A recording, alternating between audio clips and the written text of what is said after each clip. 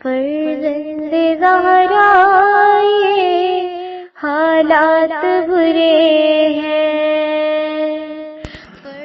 کاشانہ بصیرت ایک ایسا مکمل یوٹیوب چینل جس پر محروم بصارت کے لیے بالخصوص اور تمام افراد کے لیے بالعموم سینکڑوں کی تعداد میں اسلامی کتب دستیاب ہیں۔ لہذا گزارش ہے کہ آپ اپنی ذمہ داری نبھاتے ہوئے کاشانہ بصیرت کو سبسکرائب کرنے کے ساتھ ساتھ بیل آئیکن کو پریس کیجیے تاکہ آپ علم کے حصول کے ساتھ ساتھ مذہب اہل بیت کی اشاعت میں بھی اہم کردار ادا کرتے رہیں۔ کاشانہ بصیرت۔ فرزند زہرا یہ حالات برے ہیں۔ بسم اللہ الرحمن الرحیم۔ السلام علیکم۔ یہ کتاب آپ کے لیے کاشانہ بصیرت کی یوٹیوب چینل کی جانب سے ریکارڈ کی جا رہی ہے۔ نام کتاب زاد المبلغین ماہ رجب، اسلامی مناسبتوں کے بارے میں ماہانہ اشاعت کا سلسلہ، سرپرست اعلیٰ حجت الاسلام والمسلمین ڈاکٹر سید شفقت حسین شیرازی، تدوین عیسیٰ امینی، احمد علی جواہری۔ اب ہم کتاب کا پارٹ نمبر 11 پڑھیں گے۔ وفات محسن اسلام و حامی رسول خدا صلی اللہ علیہ وسلم حضرت ابو طالب علیہ السلام۔ حضرت ابو طالب علیہ السلام حامی رسالت صلی اللہ علیہ وسلم کا بقیہ حصہ صفحہ نمبر 96 سے شروع کرتے ہیں۔ علامہ مجلسی نقل کرتے ہیں، جب رسول خدا اپنے بستر پر سو جاتے اور گھر کے سارے افراد بھی سو جاتے تھے تو جناب ابو طالب علیہ السلام آپ کو آہستہ سے جگاتے اور حضرت کو حضرت علی علیہ السلام کے بستر پر لیٹالتے اور آپ کو نبی کریم کے بستر پر سلاتے۔ جناب ابو طالب اپنے فرزند اور بھائیوں کو رسول خدا کی حفاظت پر لگاتے تھے۔ بحار الانوار جلد نمبر 53 صفحہ نمبر 39۔ یعقوبی کا بیان ہے، رسول خدا سے روایت نقل ہوئی ہے کہ جناب ابو طالب علیہ السلام کی زوجہ محترمہ جناب فاطمہ بنت اسد، جو ایک مسلمان اور عظیم المرتبت خاتون تھیں، ان کی وفات پر آپ صلی اللہ علیہ وسلم نے فرمایا، الیوم ماتت امی، آج میری ماں نے وفات پائی ہے، اور آپ نے انہیں اپنے پیراہن کا کفن دیا اور قبر میں اترے۔ کچھ دیر لحد میں سوئے۔ جب وہاں موجود لوگوں نے آپ سے اس کا سبب دریافت کیا کہ آپ جناب فاطمہ بنت اسد کی وفات پر کیوں اتنے مغموم و محزون ہیں، تو آپ نے فرمایا، وہ واقعاً میری ماں تھیں، اس لیے کہ وہ اپنے بچوں کو بھوکا رکھ کر مجھے سیر کرتی تھیں، انہیں غبار آلود رہنے دیتی اور مجھے صاف ستھرا اور پاکیزہ رکھتی تھیں۔ وہ واقعاً میری ماں تھیں۔ تاریخ یعقوبی جلد نمبر 1 صفحہ نمبر 863۔ جناب ابو طالب رسول خدا کو 8 سال کی عمر میں اپنے گھر لے گئے اور 50 سال تک ہر لمحہ آپ کی نصرت و حمایت کرتے رہے اور ہر احتمالی خطروں سے رسول خدا کی حفاظت میں اپنے فرزندوں کی جان کی بازی لگا دی اور اتنی فداکاری اور قربانی دی کہ ملائکہ اور جبرائیل بھی اس پر فخر و مباحت کرتے تھے۔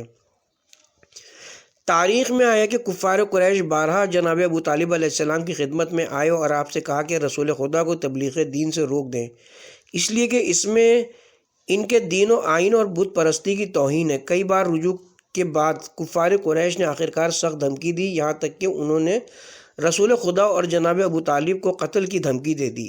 ایسی حالت میں جناب ابو طالب نے اپنے پورے ایمان اور اقتدار کے ساتھ رسول خدا کی حمایت کی اور آپ صلی اللہ علیہ وسلم سے فرمایا، اے جان برادر، آپ جو چاہتے ہیں کہیے، خدا کی قسم میں آپ سے کسی بھی چیز کے لیے باز پرس نہ کروں گا۔ تاریخ طبری جلد نمبر 1 صفحہ نمبر 76۔ ابن ابی الحدید لکھتے ہیں، ابو طالب وہ شخصیت تھے کہ جنہوں نے رسول خدا کی دوران طفیلیت کفالت اور سرپرستی کی، اور جب بڑے ہو گئے تو آپ کی حمایت و نصرت کی اور کفار قریش کے شر سے محفوظ رکھا۔ انہوں نے اس راہ میں ہر طرح کی سختی اور مصیبتیں برداشت کیں اور ہر بلا و مصیبت کو خندہ پیشانی کے ساتھ قبول کیا اور رسول خدا کی نصرت و حمایت اور دین اسلام کی تبلیغ و ترویج میں اپنے پورے وجود کے ساتھ قیام کیا، اور اس شان سے ایثار و وفاداری کی کہ جناب ابو طالب کی وفات کے وقت جبرائیل امین نازل ہوئے اور رسول خدا سے کہا، اب آپ مکے سے نکل جائیں، اس لیے کہ آپ کا یاور و مددگار دنیا سے رخصت ہو گیا ہے۔ شرح نہج البلاغہ ابن ابی الحدید جلد نمبر 1 صفحہ نمبر 92۔ قابل ذکر بات یہ ہے کہ شیعہ سنی محدثین و مورخین نے اسلام کی اس عظیم الشان اور عالی مرتبت شخص کی فداکاریوں اور قربانیوں کو لکھا ہے اور اس سلسلے میں احادیث اور روایات کو نقل کیا ہے۔ من جملہ یہ کہ کفار قریش جناب ابو طالب علیہ السلام سے ڈرتے تھے اور آپ کا احترام و اکرام کرتے تھے۔ جب تک آپ باحیات تھے رسول خدا کو کوئی خاص خطرہ نہ تھا، لیکن آپ کی وفات کے بعد کفار قریش کی جسارت و گستاخی اس حد تک بڑھ گئی کہ وہ آپ کے سر پر کوڑا کرکٹ ڈالتے اور جانوروں کی اوجڑیاں آپ کے سر و شانے پر ڈالتے تھے اور حالت نماز میں آپ اور آپ کے پیروکاروں کا ایذار و اذیت دیتے تھے، یہاں تک کہ رسول خدا کو یہ کہنا پڑا کہ جب تک میرے چچا ابو طالب زندہ تھے قریش میرے ساتھ کوئی ناپسندیدہ برتاؤ نہ کر سکے۔ جناب ابو طالب کی وفات کے بعد کفار قریش نے رسول خدا کو اتنی اذیت پہنچائی کہ آپ صلی اللہ علیہ وسلم نے جناب ابو طالب علیہ السلام اور جناب خدیجہ کی رحلت کے سال کو عام الحزن کا نام دیا۔ الغدیر جلد نمبر 7 صفحہ نمبر 373 صفحہ نمبر 673۔ دلائل ایمان ابو طالب علیہ السلام۔ ازبغ بن نباتہ کہتا ہے کہ امیر المومنین علیہ السلام نے فرمایا ہے کہ خدا کی قسم ہرگز میرے والد میرے دادا عبد المطلب ہاشم اور عبد المناف نے بتوں کی عبادت نہیں کی۔ پس ان سے کہا گیا کہ پس پھر وہ کس کی عبادت کرتے تھے؟ علی علیہ السلام نے فرمایا وہ کعبے کی طرف رخ کر کے نماز پڑھتے تھے اور وہ دین ابراہیم پر تھے اور اسی دین کی پیروی کرتے تھے۔ کمال الدین جلد نمبر 1 صفحہ نمبر 174 175 باب نمبر 12 حوالہ نمبر 32۔ علامہ امینی نے حضرت ابو طالب علیہ السلام کی اس دنیا میں آخری الفاظ کو ایسے ذکر کیا ہے: اے بنی ہاشم محمد کی اطاعت کرو اور اس کی تصدیق کرو تاکہ تم کامیاب اور ہدایت پا سکو۔ الغدیر جلد نمبر 7 صفحہ نمبر 367۔ اور یہ بھی کہا محمد قریش کا امین ہے، عرب کا سچا انسان ہے، اس کی ذات میں تمام کمالات پائے جاتے ہیں، دل اس پر ایمان رکھتے ہیں لیکن زبانیں ڈر و خوف سے سوچ میں پڑی ہیں۔ آخر میں کہا اس محمد سے محبت کرو اور محمد کی حمایت کرنے والے گروہ میں سے ہو جاؤ۔ الغدیر جلد نمبر 7 صفحہ نمبر 366۔ سیرہ حلبی جلد نمبر 1 صفحہ نمبر 291۔ حضرت ابو طالب علیہ السلام تقریباً 50 سال کی انتھک محنت و زحمت کے بعد بستر موت پر پڑ گئے اور 80 سال کی عمر میں اس دار فانی سے رخصت ہو گئے۔ تاریخ طبری جلد نمبر 2 صفحہ نمبر 277۔ زیارت نامہ حضرت ابو طالب علیہ السلام۔ اے بطحہ مکہ کے سردار اور اس کے سردار کے بیٹے، آپ پر سلام۔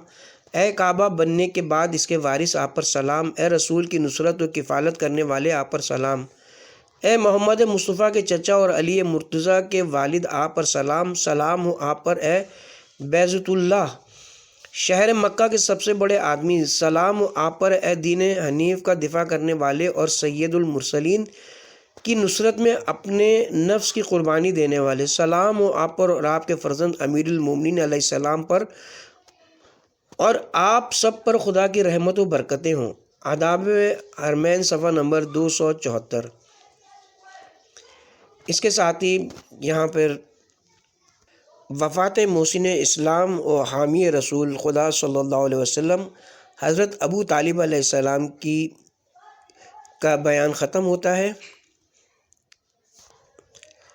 اور اب ہم بعثت رسول اکرم صلی اللہ علیہ وسلم 27 رجب کو 40 سال کی عمر میں کوہ حرا میں سید کائنات حضرت محمد مصطفیٰ صلی اللہ علیہ وسلم مابعوث برسالت ہوئے۔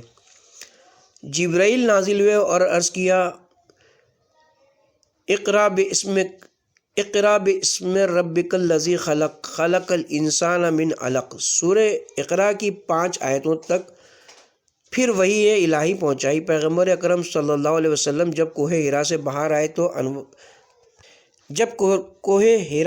آئے تو انوار جلالت نے آپ کو احاطے میں لیے رکھا تھا۔ جب آپ گھر پہنچے تو آپ کا سارا گھر منور ہو گیا۔ حضرت خدیجہ سلام اللہ علیہ نے پوچھا یا محمد یہ کیسا نور ہے جس نے تمہارا احاطہ کر رکھا ہے۔ حضرت صلی اللہ علیہ وسلم نے فرمایا نبوت کا نور ہے، لہٰذا کہو لا الہ الا اللہ محمد رسول اللہ۔ حضرت خدیجہ سلام اللہ علیہ نے کہا اور پیغمبر اکرم صلی اللہ علیہ وسلم پر ایمان لے آئیں۔ پھر پیغمبر اکرم صلی اللہ علیہ وآلہ وسلم نے فرمایا مجھے سردی کا احساس ہو رہا ہے، لہٰذا مجھے ایک کپڑا اوڑھاؤ۔ حضرت خدیجہ نے آپ کو کپڑا اوڑھا دیا، آپ سو گئے۔ خداوند عالم کی طرف سے ندا آئی یا ایھا المدثر، اے میرے کپڑا اوڑھنے والے اٹھو اور لوگوں کو ڈراؤ اور اپنے رب کی بزرگی کا اعلان کرو۔ فریقین کے مطابق سب سے پہلے مرد حضرت علی بن ابی طالب علیہ السلام ہیں، جنہوں نے اس 10 یا 11 سال کی عمر میں ایمان ظاہر کیا۔ پیغمبر اکرم صلی اللہ علیہ وآلہ وسلم نے 3 سال تک چھپ کر لوگوں کو خدا کی دعوت دی۔ اس مدت میں بہت کم افراد ایمان لائے۔ پیغمبر اکرم نے 3 سال مخفی طور پر تبلیغ کرنے کے بعد ایک مجلس تشکیل دی اور اپنے قبیلے کے بزرگ افراد کو دین اسلام کی دعوت دی۔ آپ نے اس مجلس میں خطبہ دیا اور اپنی رسالت کا اظہار کیا۔ حاضرین نے اپنے سر نیچے کو جھکا لیے اور خاموش رہے۔ امیر المومنین علیہ السلام حاضرین کے سکوت سے ناراض ہوئے اور غصے کی حالت میں کھڑے ہو کر کہا یا رسول اللہ، میں آپ کی مدد اور حمایت کروں گا اور آخری سانس تک آپ کی مدد کرتا رہوں گا۔ حاضرین استہزاء کرتے ہوئے مجلس سے اٹھ کر چلے گئے۔ خداوند عالم نے فرمایا اپنی تبلیغ کو کھلے عام انجام دو اور مشرکین سے پرہیز کرو، ہم استہزاء کرنے والوں کے شر سے تمہیں محفوظ رکھیں گے۔ حضرت صلی اللہ علیہ وآلہ وسلم بازار میں فصیح زبان میں فرماتے تھے قولوا لا الہ الا اللہ تفلحوا، اے لوگو اس کلمے کو کہو تاکہ کامیاب ہو جاؤ۔ پیغمبر اکرم صلی اللہ علیہ وسلم کا چچا ابو لہب آپ کے پیچھے پیچھے چلتا تھا اور کہتا تھا کہ اس کی بات نہ سنو، یہ جھوٹا ہے۔ پیغمبر اکرم کے پتھر مارتا تھا، آپ کو زخمی کر دیتا تھا۔ عرب کے اکثر بزرگ افراد ابو لہب کی بات سے متفق تھے۔ پیغمبر اکرم صلی اللہ علیہ وسلم کو بہت زیادہ اذیت پہنچائی، لیکن آپ نے بہت ہی استقامت سے کام لیا۔ لہٰذا فرماتے ہیں کسی بھی پیغمبر نے اپنی امت سے اس طرح کی اذیتیں برداشت نہیں کی ہیں۔ کتاب کا حوالہ ہے حوادث الایام صفحہ نمبر 158۔